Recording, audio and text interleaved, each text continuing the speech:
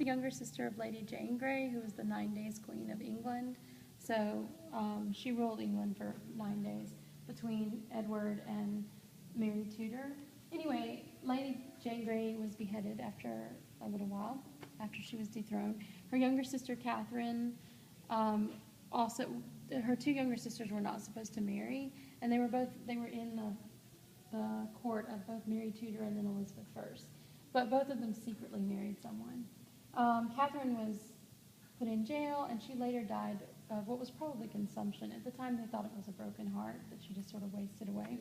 And Mary Grey was the youngest, and she was actually a dwarf, and she had kyphosis, so she was hunchbacked. And a man who was considered a giant at the time, he was over security in the palace. He fell in love with her, and they got married. He was a widow with 6 children.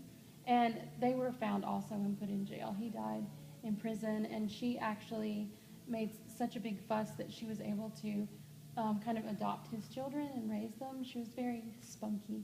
But I started making a little series of things, sort of like things she could take to court. So I have this big embroidered backpack, and there would be sort of like a disguise for her hump, and I made some things she could put in there. And one of the things was this little set of icons, which is actually just something she could take with her in this little like embroidered packet.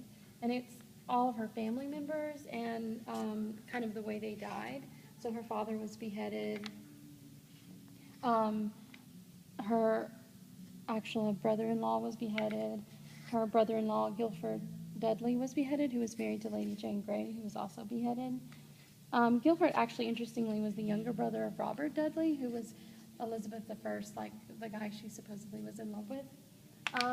Let's see. And then her husband, whose health was broken by being in prison, and then Catherine, who died of either a broken heart or consumption.